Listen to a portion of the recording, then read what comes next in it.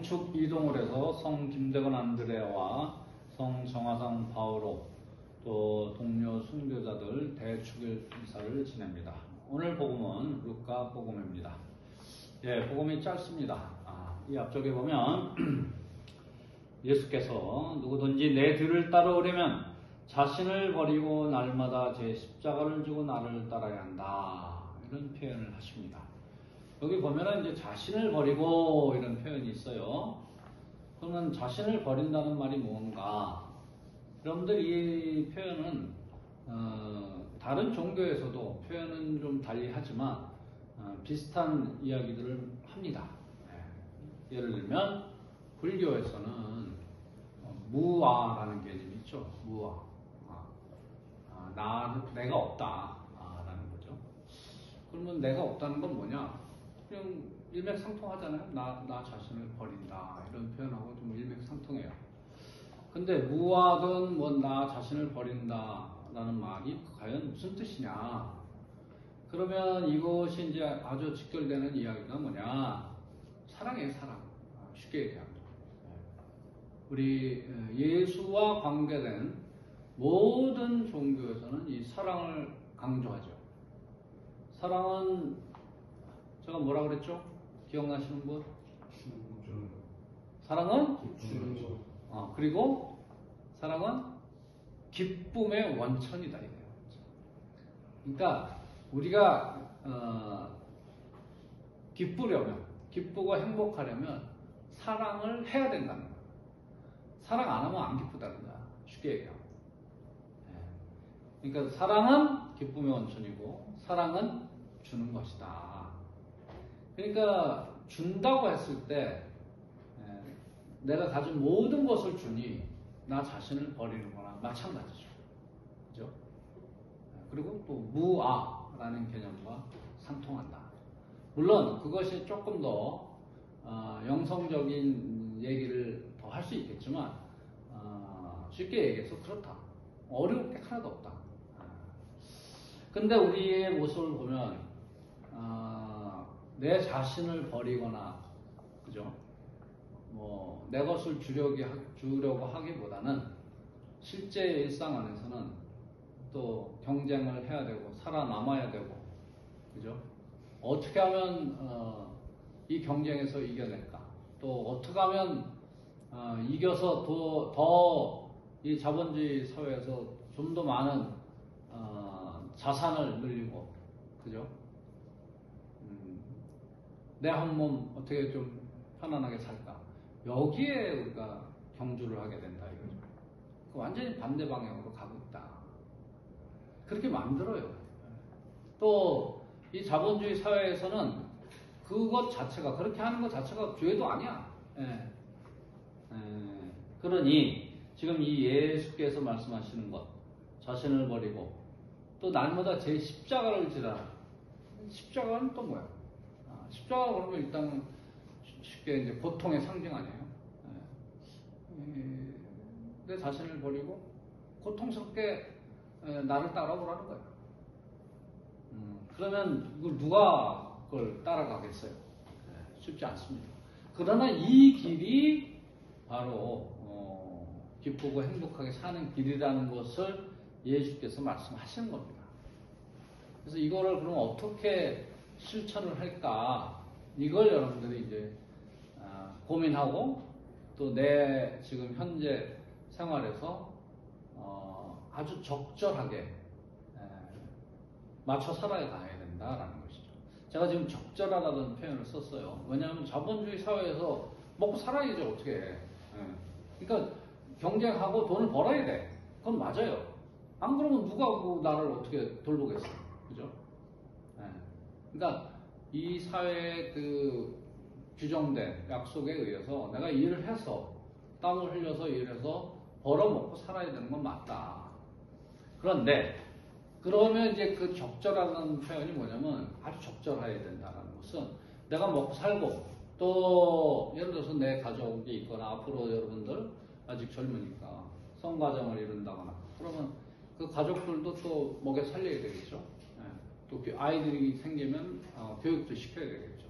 이런 데 들어가는 그 비용 벌어야 된다 이거. 근데 그렇게 그 인간으로서 이 사회생활을 영위해 나가는데 사용될 만큼의 어느 적절한 그 선 충분히 벌어라 이거. 근데 그 이상 이제 욕심을 부리면 문제가 된다라는 거예요. 그래서 언젠가 한번 제가 이렇게 묵상하다가 그런 생각을 했어요. 착하다는 게 뭐냐? 내가 과연 착하게 사는가? 이런 질문을 한번 했을 때 제가 이 착하다라는 것에 제 나름대로 정의를 내린 게 있는데 뭐였냐면 착하다는 것은 나의 이익을 도모하지 않는 것, 이것이 착한 거예요. 그럼 저 또 대학원의 신부가 좀 헛소리하고 있네 또 이러고 생각할지도 모르겠어요. 야, 나의 이익을 도모하지 않고 어떻게 살아 여기 이 세상에서, 그죠? 근데 다시 반복되지만 나의 이익을 도모하는 건 그 적절한 선까지만 도모하고 그 이상을 도모하면 착하지 않은 거예요. 그래서 간단히 줄여서 착하다는 것은 그 선 이상 나의 이익을 도모하지 않는 것이 착한 거예요. 그 이상을 이제 추구하면 이 자본주의 사회에서 뭐라 그래? 이 제로섬 게임이라고 그러지? 플러스 마이너스 제로라는 거야. 여기서 내가 제로가 돼서 내 몫을 갖고 살면 되는데 여기서 내 몫보다 더 내가 가져오면 누군가는 마이너스가 된다는 거야. 누군가로부터 내가 뺏어온 게 된다는 거야. 그러니까 나쁜 놈이 되는 거지. 착하다는 것은 그래서 나의 이익을 도모하지 않는 것, 이게 착하다는 뜻이다. 이렇게 제가 정의를 내린 적이 있어요. 어찌됐든 그렇다. 그 다음에 이제 예수님께서 이제 목숨을 구하려고 하는 사람은 잃을 것이고, 또 나 때문에 자기 목숨을 잃는 사람은 목숨을 구할 것이다. 이것은 동서고금을 막론하고 진리죠. 이건 뭐 이순신 장로께서도 말씀하신 거 아니에요? 사즉생, 생즉사. 너무나도 유명한 말씀이시고. 그 다음에 이제 뒤로 가면은 뭐 진리만 말씀하시죠. 그렇지. 온 세상을 얻고도 자기 자신을 잃거나 해치게 되면 무슨 소용이냐. 그렇죠. 이 억만금이 있어도 내가 건강을 잃거나 목숨을 잃으면 아무 소용 없잖아요. 그러니까 헛된 것에 너무 에너지를 쏟을 필요가 없다는 거예요.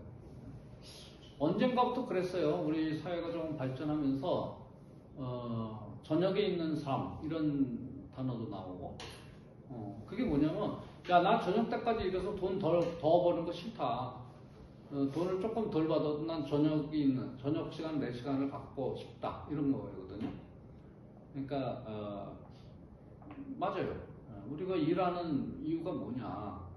그러면 정말 인간다운 삶을 영위하기 위해서인데 오로지 돈만 벌면 이건 뭐 인간의 삶이 아니죠. 그렇다. 우리가 온 세상을 얻건 뭐 돈을 많이 벌건 간에 인간다운 그런 삶을 살아야 된다는 것이고, 자, 그 다음에 맨 끝에 줄은 뭐냐. 여기 지난 주일에도 제가 그 얘기를 했어요. 사람의 아들. 이 단어 굉장히 중요한 단어다. 그리고 제 나름의 해석을 곁들여서 예수께서 이 사람의 아들이라는 표현을 쓰는 것은 예수의 강박이다. 그러니까 그 나자렛 촌에서 올라와서 말씀을 했더니 사람들이 잘 안 들었다. 그래서 조금 이 복음 선포하는 것을 사람들 좀 듣게 하기 위해서 병자도 고치고 기적을 막 행했더니 5,000명, 장정만 5,000명, 그러니까 한 10,000명 정도가 구름대처럼 몰려들어서 따라다녔는데 그것은 병을 고쳐주고 또 먹여주고 했더니 따라온 것이지 예수의 그 복음을 믿고 실천을 하려고 한 것은 아니다. 예수가 직접 그런 얘기를 해요. 니네들 나 따라오는 거 내가 먹여줘서 따라오는 거 아니야? 이런 얘기를 합니다. 그러니까 이게 아니구나. 예수의 목적은 복음 선포를 하고 그것을 믿고 따르게 하려는 것이 목적인데 예수를 슈퍼스타로 알고 막 따라오니 이 작전 실패한 거야. 그러니까 오케이, 사람의 아들이라는 말을 쓰기 시작한 거죠. 저 사람의 아들이에요. 저 슈퍼스타, 초능력이 있어서 막 이렇게 사랑을 하고 용서를 하고 이렇게 그렇게 하는 게 아니에요. 사람의 아들로서 하는 거예요, 여러분. 그러니까 저를 따라오세요. 근데 사람의 아들이라고 해도 자꾸 사람들은 기적을 일으키시는 거예요. 그러니까 따르긴 따르지만 저 양반만 할 수 있는 일, 이렇게 이 무시간에서 우리가 그렇게 생각할 수 있다는 거예요. 그래서 제가 조금 더 한 발짝 더 나갔죠. 벗으로 생각해야 된다. 자꾸 주님하고 저 공중에 띄워놓으면 당신은 완전하신 하나님으로서 하신 일, 나는 불완전한 인간으로서 당신을 따라갈 수 없어요. 라는 의식이 우리 이 무의식 안에 자리 잡을 수 있다. 그래서 사람의 아들 예수, 인간 예수를 봐라. 그래서 인간 예수가 한 일을 나도 인간으로서 할 수 있구나. 이런 의식이 형성이 될 때 예수를 더 잘 따를 수 있다. 그래서 인격적인 만남을 가지라. 그래서 예수를 벗으로 만나야 된다고 제가 강조한 겁니다. 그래서 지금 이제 이 복음을 읽어보면 사람의 아들이라는 말을 자꾸 예수가 하는 것은 바로 그 목적으로 마치도 강박증처럼 사람의 아들이라는 표현을 쓴다라는 거예요. 이해가 되죠? 네. 자, 여러분, 오늘 이 김대건, 안드레아, 정화상 바오로 그리고 동료 순교자들 한 10,000명이 순교당했습니다. 그 신유박해, 기해박해, 박해 많았죠. 한 10,000명 정도가 순교당했습니다. 이 순교자들의 정신, 그 순교자들의 정신이 사실은 우리 이 한반도 안에 몇 명이 흐르고 있습니다. 끊어지지 않았어요. 여러분들 그 대단한 후예들입니다. 그분들의 후예들입니다. 그래서 대한민국은 절대로 망할 수가 없습니다. 아무리 지금 이 윤석열 바보 같은 사람이 지금 대한민국을 망쳐놔도 대한민국을 망할 수가 없어요. 그저께 함세웅 신부님을 비롯해서 대한민국의 그 원로들이 1,100 몇 명이 나서서 즉각적인 탄핵, 실제적인 탄핵을 해야 된다라고 지금 서명하고 나섰습니다. 9월 28일 아마도 그 시청 앞에 어마어마한 숫자가 모일 겁니다. 제2의 촛불 혁명이 이미 시작됐고요. 9월 28일에 대규모 집회가 있을 예정이에요. 끌어내려야 됩니다. 안 그러면 큰일 납니다. 이런 것들을 좀 여러분들은 실제로 여러분들 일상이 바빠서 참여는 못할 수 있어요. 그러나 알고는 있자. 이런 생각에 말씀을 드렸습니다. 우리의 신앙을